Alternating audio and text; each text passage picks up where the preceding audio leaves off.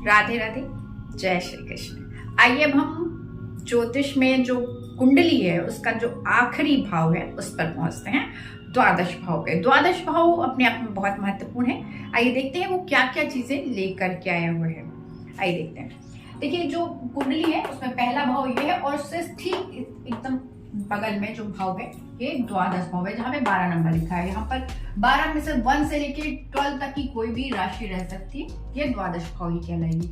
द्वादश भाव को व्यय के भाव के रूप में भी जानते हैं। व्यय से मतलब किसी भी प्रकार का व्यय हो सकता है। तो आइए हम देखते हैं क्या क्या समझेंगे इससे हम।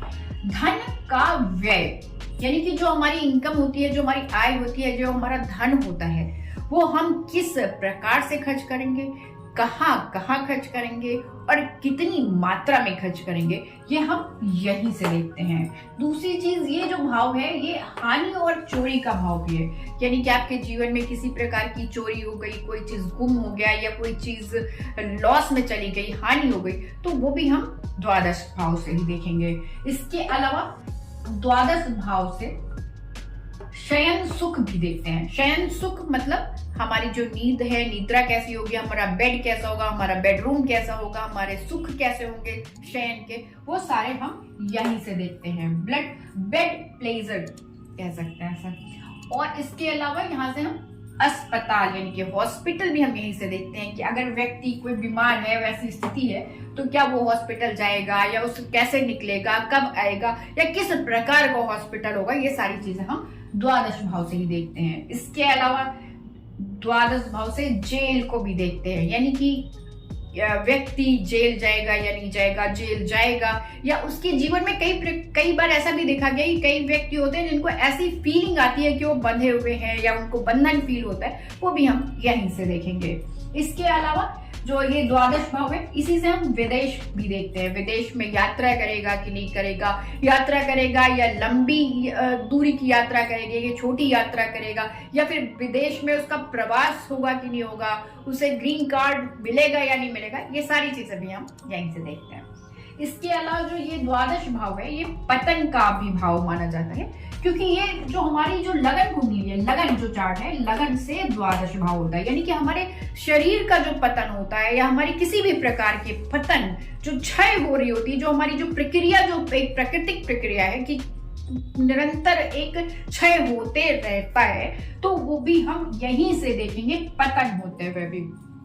इसके अलावा ये भाव जो है मोक्ष का भी भाव माना जाता है। ये जो भाव है बहुत महत्वपूर्ण हो जाता है, क्योंकि साधु संत और आध्यात्मिक जगत के लिए ये भाव बहुत ही ज्यादा महत्वपूर्ण होता है, क्योंकि यहीं से हमें मोक्ष यानी कि बंधन से आजादी, यानी कि शारीरिक बंधन से और सूक्ष्म शरीर से, इन सबसे जो आजादी मिलती है वो भी हमें यहीं से मिलती है। इसके अलावा शरीर में हम इसे बाईं आंख और बाएं पैर को यहाँ से देखते हैं। शरीर में जो अंग होते हैं उसमें बाईं आंख अगर हमें देखनी होगी और शरीर में हमें पैर देखने होंगे तो भी हम यहीं से देखेंगे। इसके अलावा द्वादश भाव को रहस्यवाद की पूर्ति के भाव के रूप में भी जाना जाता है। रहस्य कई प्रकार के हो सकते हैं, जो कि एक आध्यात्मिक जगत के तो है ही है। अगर साहित्यिक दृष्टिकोण से भी देखा जाए तो जो रहस्यवादी जो कवि होते हैं वो भी हम यहीं से देखेंगे कि इनका जो कॉम्बिनेशन है, इनका जो समीकरण है वो किस तरह से बना है। तो कई बार हमें रहस्य की जो चीजें हैं वो उजागर हमें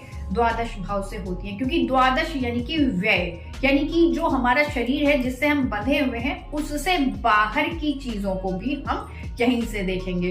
तो इसमें हम पूर्व जन्म को भी देखते हैं, इसीलिए इसे रहस्यवाद से भी जोड़ते हैं। मेरे ख्याल से आप लोगों को काफी हद तक समझ में आ गया होगा कि कुंडली में किन किन भाव से क्या क्या देखते हैं। अब आगे और एपिसोड करेंगे जिसमें आप लोगों के जिस तरह से मांग है उसके अनुसार जो योग हैं उनके ऊपर मैं एपिसोड करूंगी। आज के लिए इतना ही। राधे राधे। कोई चीज समझ में नहीं आई है तो आप कृपया उस पर नीचे डाल दें, मेरे या तो मेल कर दें या फिर मैसेज डाल दें, जिससे कि मैं आपको वो सरलता से बता दूंगी कि क्या चीजें, सुगम तरीका क्या है उसका और कैसे समझे, इसको समझ में आ जाएगा। और फिलहाल ये सारी जो मोटी मोटी चीजें इसे अगर आप याद रखेंगे तो कुंडली को समझने में आगे जा करके आसानी होगी। जय श्री कृष्ण।